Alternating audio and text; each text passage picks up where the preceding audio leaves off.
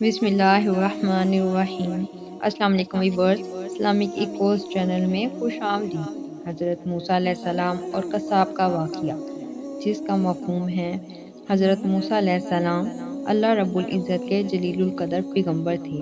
آپ علیہ السلام کو اللہ رب العزت سے ہم کلام ہونے کا شرف بھی حاصل تھا۔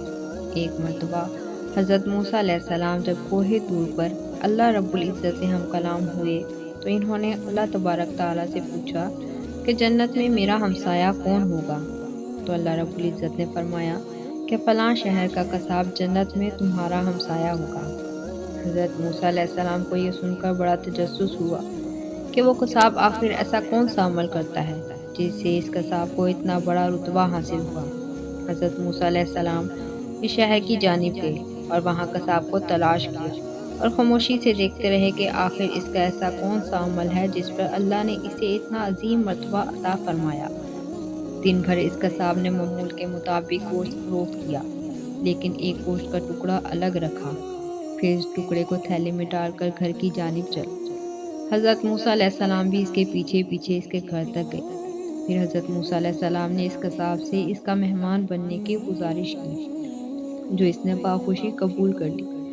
حضرت موسیٰ علیہ السلام اس کے ساتھ اس کے گھر کے اندر تشریف لے گئے تو اس شخص نے لائے ہوئے گوشت کو اچھی طرح پکایا اور پھر چند بوٹیوں کو اپنے دانتوں سے چبا کر نرم کیا۔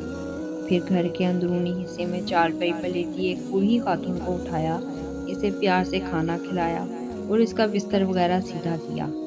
پھر اس بوڑھی خاتون نے اس قصاب کے کان میں کچھ کہا جس پر وہ مسکرا دیا۔ قصاب نے اس عورت کو بستر پر لٹایا اور خود کمرے سے باہر آ گیا۔ پھر اس نے حضرت موسیٰ علیہ السلام کو کھانا کھلایا۔ کھانا کھانے کے بعد حضرت موسیٰ علیہ السلام نے اس سے دریافت کیا کہ بستر پر لیٹی ہوئی خاتون کون ہے اور اس نے تمہارے کان میں کیا کہا تھا؟ جس پر اس قصاب نے بتایا کہ وہ میری والدہ ہیں، وہ بے حد سادہ عورت ہے، میں جب بھی ان کی خدمت کرتا ہوں اور ان کو کھانا کھلاتا ہوں تو وہ مجھے یہی دعا دیتی ہیں کہ اے اللہ میرے بیٹے کو جنت میں موسیٰ کا ہمسایہ بنانا، جس پر میں مسکرا دیتا ہوں کہ کہاں میں ایک معمولی سا قصاب اور کہاں اللہ رب العزت کے برگزیدہ نبی۔ اس پر حضرت موسیٰ علیہ السلام نے فرمایا کہ میں ہی موسیٰ ہوں اور مجھے اللہ نے بتایا ہے کہ تو جنت میں میرا ہمسایہ ہوگا۔ یہی سن کر میں تمہاری زیارت کے لیے آیا ہوں۔ اللہ رب العزت سے دعا ہے کہ ہمیں بھی اپنے والدین کی خدمت کرنے کی توفیق دے اور ان کی دعائیں ہمارے حق میں قبول فرمائے۔ آمین یا رب العالمین۔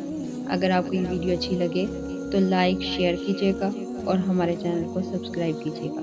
جزاک اللہ۔